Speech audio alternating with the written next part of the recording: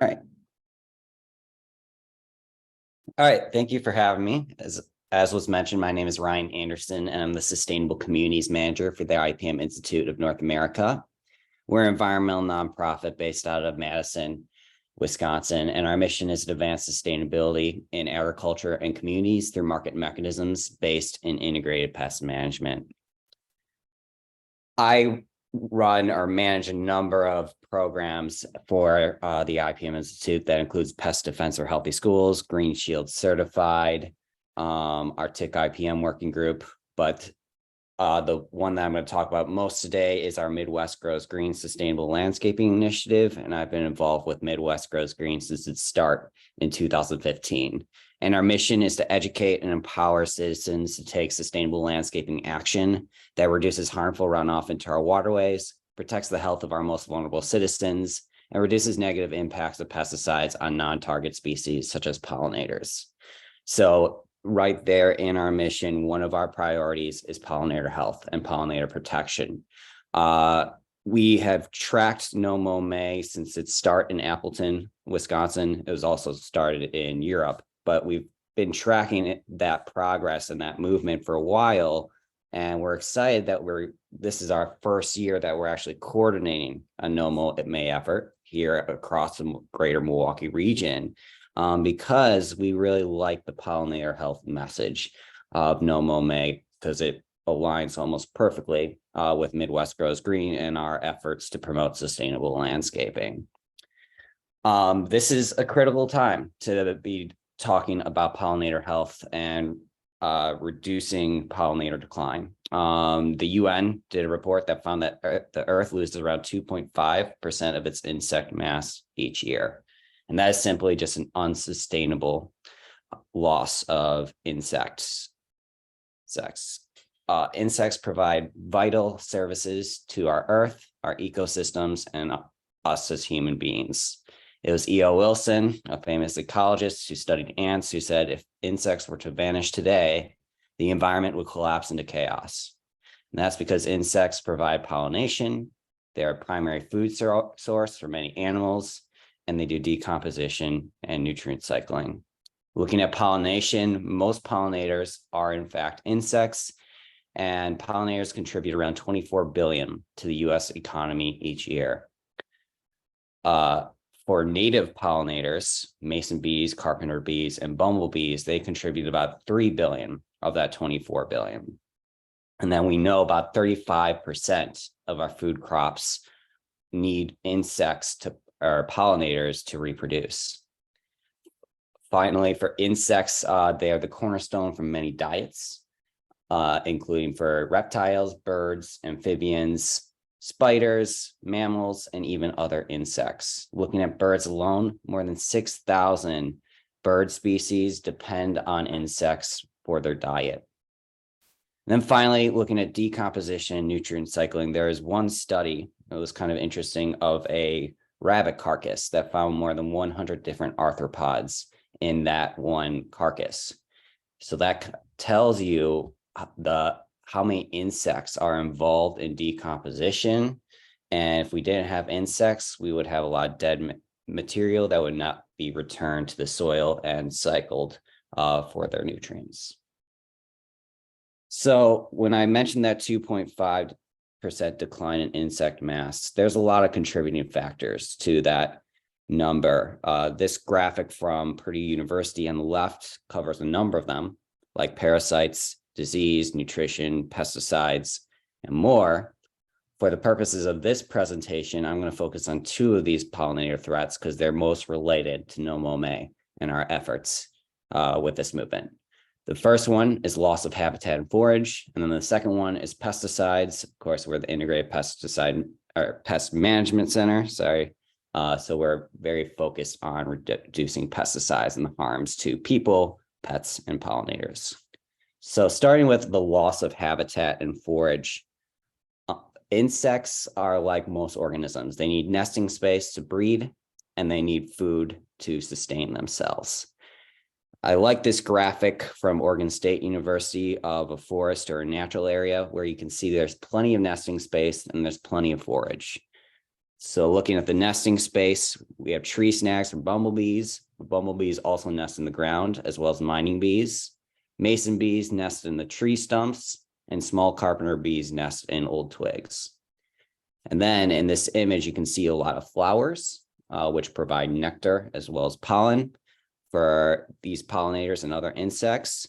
But we also see a lot of leaf litter that caterpillars rely on. So caterpillars need the leaf litter. They eventually get to their next stage of life where they go to a cocoon and ultimately a butterfly or a moth.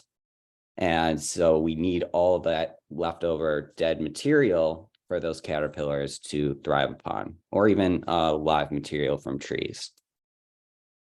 On the flip side, we have this environment, which is pretty common in the United States, and it is a lawn. And the main question here is, where is the pollinator habitat that you see in this image particularly?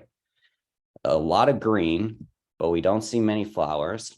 We don't see any twigs, dead material like leaf litter.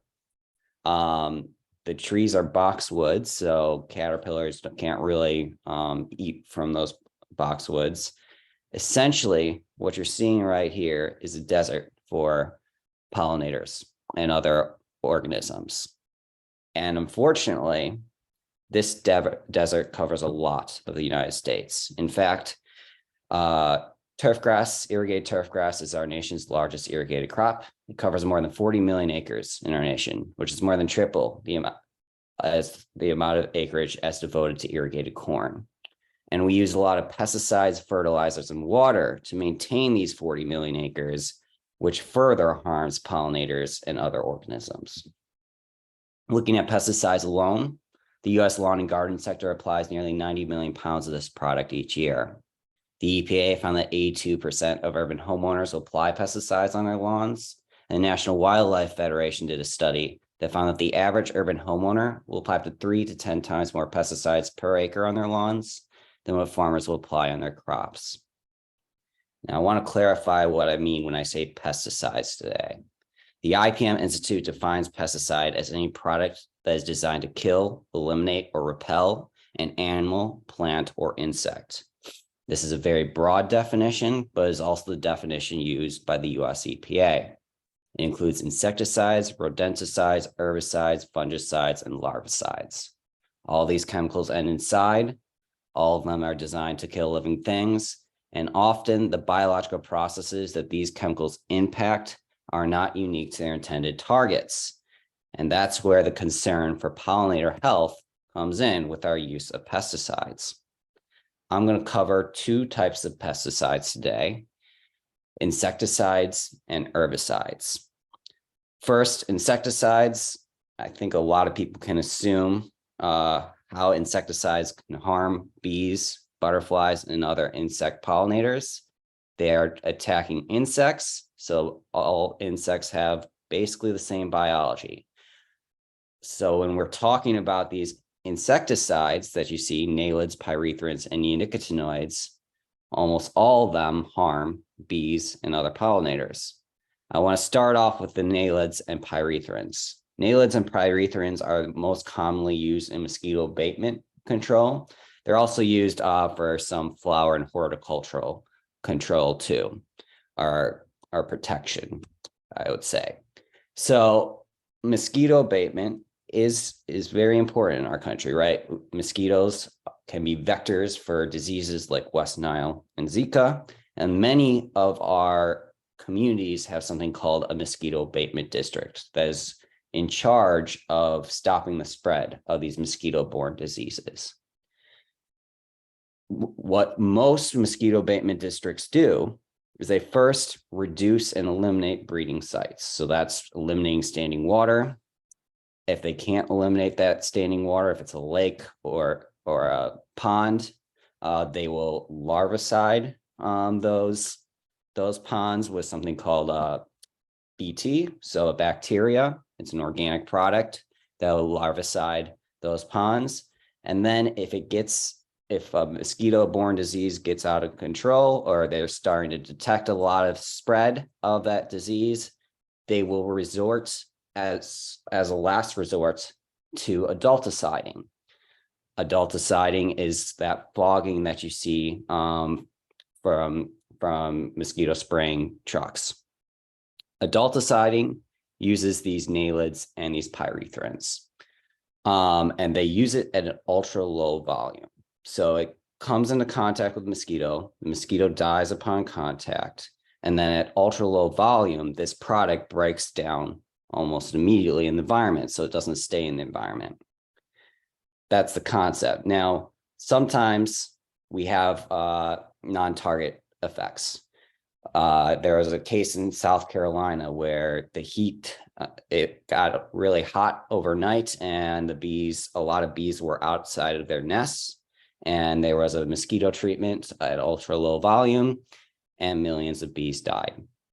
So there is always a risk of bees and pollinators being killed by these adulticides because they have the same biology as mosquitoes. But why I want to bring up this pyrethrins and nalids is we are seeing a lot right now in a different concoction of nalids and pyrethrins for mosquito abatement, and it's called a barrier treatment. A barrier treatment is just as it sounds. You apply these pyrethrins and nalids as a barrier over a plant. So when the mosquito comes into contact with that barrier on the plant, it will die. Now, for the most effectiveness for barrier treatment for your lawn, you need to apply it across your entire lawn, your entire yard, to reduce mosquito populations. You can obviously see the concern for that. If we're covering almost all the flowers, all the plants in our lawn with these barrier treatments that stay in the environment for an extended period of time, then pollinators are going to come into contact with these barrier treatments, and they're going to die on contact. And that is the main concern with barrier treatment. So if you get a private contractor for mosquito abatement, most of the time you are getting a barrier treatment for mosquito abatement. And this is a real concern in the future for our efforts for mosquito abatement, because we've done studies, or Lyle University has started to do studies of resistance of mosquitoes to pyrethrins and nalids. And they have found that mosquitoes are becoming resistant to these products, and then passing on their resistance to the next generation. And so, we're running the risk of eliminating this tool of pyrethrins and nalids for mosquito abatement districts if we keep on using these products as a barrier. So that's why I want to bring up nalids and pyrethrins as a concern for mosquito abatement. Now I want to go into neonicotinoids. Neonicotinoids have been in the news a lot recently because thousands of studies have found that they're neurotoxic to bees and other pollinators, even at very small doses. And what neonics are systemic insecticides. A systemic pesticide means it is applied to the ground, to the plant. It's sucked up by the roots or in the plant tissue, and then stays in the plant tissue for an extended period of time. So the neonic will go up to the flower, and then the bees and other pollinators will be exposed to it, and it stays in that flower for a very long time. So even if the bee doesn't die upon contact or using or sucking up the pollen, their survivability or their motor skills decreases. So their survivability over time also decreases. So we recommend avoiding neonics whenever possible. You don't need neonics for lawn and garden care, really. Most popular neonic is called imidacloprid. It's in a couple of rose control or horticultural management products, as well as in grub control, some grub control products too. Also, what you want to make sure is you're not buying plants that have been grown with neonics, because remember, this is systemic, which means it stays in the plant tissue for an extended period of time. For herbicides, there are two things that I want to cover. First, if you're applying an herbicide, you are killing plants, and a lot of plants flower, so you are eliminating forage for these insects. And so we don't want all green, no flowers, because that won't provide forage for our insects. The second thing that I want to talk about is glyphosate. Glyphosate is the active ingredient Roundup, and is the most sold herbicide in the world, or most applied herbicide in the world. We use it in agriculture a lot, but we also use it in natural areas and in parks and lawn and garden care. So glyphosate has been in the news a lot because of its link to non-Hodgkin's lymphoma. It is classified as a probable carcinogen by the International Association for the Research on Cancer. But I didn't want to focus on that classification. I really wanted to focus on some recent research of glyphosate and its potential effects to bees and other pollinators. So there was a look at glyphosate to honeybees, and it saw that glyphosate would actually harm the gut, so the microbiology in the gut or the digestive system of bees, and that would decrease their survivability over time. So there was one study about that. And then there was another interesting study of bumblebees. So bumblebees, they need to raise the temperature of their nest to certain temperature so that their eggs hatch. And when they were exposed to glyphosate, it caused differences in their biology, their physiology, that prevented them from raising their nest temperatures to that designated temperature. And so that reduced the hatching of their eggs just by being exposed to glyphosate. So that was another interesting study that can show that these herbicide chemicals may also be harming our bees and other pollinators. Okay, that concludes the doom and gloom portion of my presentation. And now I want to go into the solution, which of course, today we're talking about No Mow May. No Mow May is just as it sounds. On May 1st, you stop at your mowing, you don't do any maintenance, you let your grass, you let your vegetation grow to certain heights. And then if you choose to do so on June 1st, you mow it back down to the normal height. And now a lot of questions that we get off from the top is, won't that make a lot of weeds grow in my lawn or in my garden? Dandelions, clover, creeping Charlie, you name it. And yes, it absolutely will let weeds grow in your lawn. But what the first thing that No Mow May is trying to do is challenge the conception of what a weed actually is in your lawn or garden. A weed, the formal definition, is any plant that we don't want in a place. So we could define any number of plants as weeds, and we currently define dandelions, clover, and even a lot of native plants we classify as weeds. I would say wrongly, but a lot of people would consider them being weeds because they're out of place in the modern American lawn or landscape. But, you know, at one point in time, we actually did want these plants, these dandelions and these clover.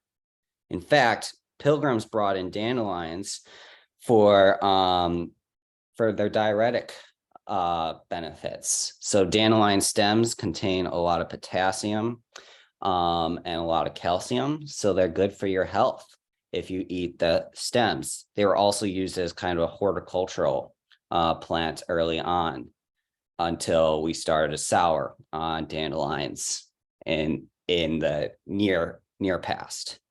Then clover was actually the building block for many lawn care mixes pre-World War II. Because clover is a legume, which means it recycles nitrogen gas and turns it into plant accessible nitrogen of nitrate and a couple other compounds.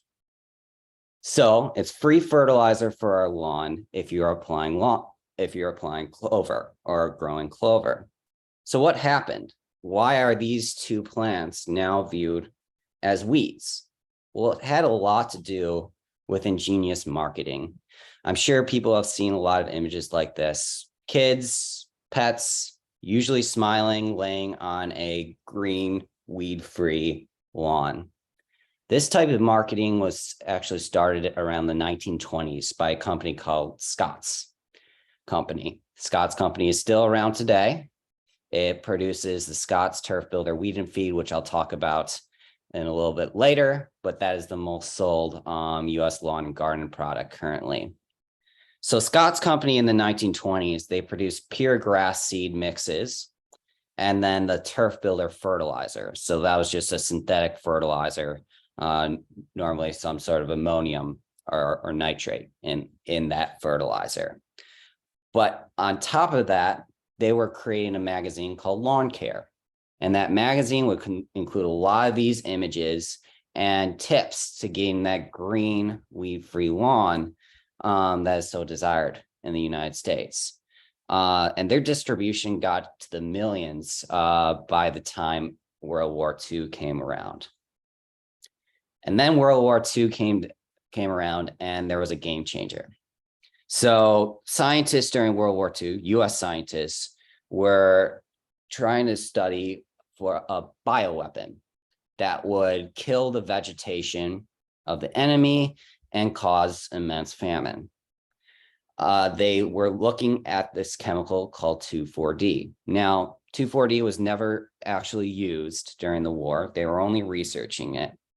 But scientists found that 2,4-D would kill our dicot plants, like our dandelions, our clover, and a lot of native plants that we have out across the United States, but it would leave our monocots or our grasses relatively unharmed. You can already see the benefits for a lawn care company like Scott's Company, right? It's going to kill these weeds that are becoming undesirable in the United States, but it will leave our grasses relatively unharmed. So Scott's Company comes up with their Turf Builder Weed and Feed. The active ingredient in Weed and Feed is 2,4-D. This is the most sold herbicide product in the United States. And a lot of herbicides right now have 2,4-D as their active ingredient, along with dicamba and MCPP.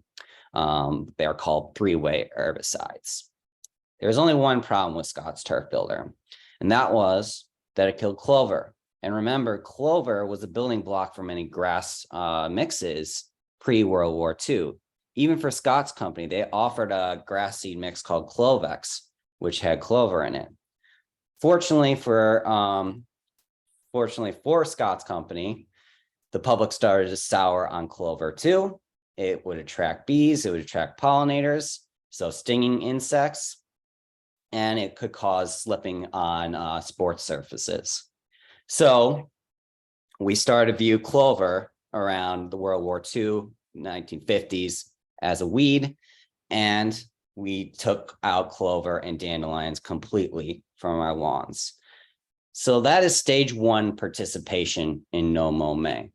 Just bring back these plants that are now viewed as weeds back into our lawn and garden. Stage one is just no management from May 1st to May 31st. And you can see in this image, we have some forage from dandelions, clover, and other wildflowers. You'll leave some twigs, branches, leaves, and undisturbed soil for pollinators to breed and brood. And then on June 1st, you can just mow back to the regular height. So if you still like that green lawn, this is how you can participate in stage one. Stage two is trying to make this a little bit more permanent, trying to make the clover in our lawns and these other wildflowers a little bit more permanent throughout the year. So you can participate in No Mow May 2023 with kind of this low growing mix. It's called an eco lawn mix. There's a number of companies that offer a product called microclover. Microclover is a variant from the standard white Dutch clover, which is considered a weed across the United States. The difference for microclover is it's lower spread than white Dutch clover. So if you plant it on your own lawns, it shouldn't spread onto your neighbor's lawns. So a couple companies that I know have this product includes Good Nature Organic Lawn Care, I think Prairie Moon Nursery, and then the company that we frequently work with is called ProTime Lawn Seed. They're out in Washington State, and they're a woman-owned company. And the images that you're going to see of these eco lawns are from ProTime Lawn Seed. This one on the left is their main or their primary mix. It's called their Fleur de Lawn mix. It's their first mix that they created. It has that microclover, but it also has some wildflowers like baby blue eyes, sweet alyssum, strawberry clover, and more. So it provides a little bit more forage for bees and other pollinators. And then, of course, it has fescue grasses. So this mix, you don't need to fertilize because it has the microclover. You don't need to apply any pesticides or herbicides because they'll kill these wildflowers and the clover. You don't need to water it because clover stays green pretty much throughout the year. And what we really like about this mix is you only have to mow it once per month once established. So you can mow this mix on April 30th, and then you don't have to worry about mowing it again until June 1st, and you have participated in No Mow May. So ProTime Lawn Seed has 13 or so different mixes. This is a little bit simpler of a mix. It's called the Rough and Ready mix. It's just microclover and tall fescue. Does really well in shady areas. And it's for those homeowners that still like that green look for their lawns. And then this is another mix. It goes better in the sun. It's called their Dog Park Eco Lawn Mix. And it's called the Dog Park Eco Lawn Mix because it's salt tolerant to pet urine. Same benefits as the other two. And it's microclover and tall fescue grasses. All right. Finally, the final stage is the more permanent pollinator gardens. And this is the desired stage for No Mow May. Copious forage and nesting space throughout the year by having native plants and not as much grass or pavement. So there are a lot of resources for native planting and a lot of native plant distributors. I believe a couple for here is Midwest Ground Covers as well as Pizzo Group. There might be a couple in Wisconsin that I'm missing. But as a recommendation for if you're going to use native plants, try to get as many species per square feet. So we recommend at least 10 species per 10,000 square feet. And if you are going to do different species of native plants, try to group them as much as possible because bees and other pollinators, they tend to use color to go to their different flowers. So if you have plants that they like grouped together, that makes their travel a lot easier from plant to plant to get their pollen and their nectar. So here's some steps to participate in No Mow May this year. At home, simple as don't pick up sticks, leaves, and natural debris on the ground. Plant native if possible, but if you're not planting native and if you're going to a lawn, you want to progressively mow if returning to a turf grass lawn. So that means that on June 1st, if your grass is 8 inches or anything like that, there's something called a third rule, which means you need to mow off only a third off the top of your grass plant at a time.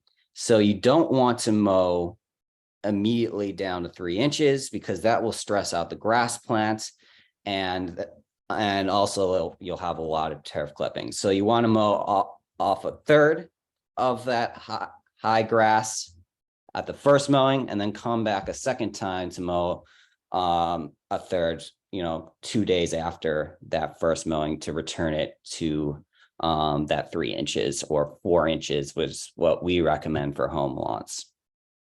In your community, you can attend a native plant sale or green fair. Obviously, we were just mentioning it's Earth Week, so there are a lot of pollinator protection events, earth-friendly events coming up this week and next week.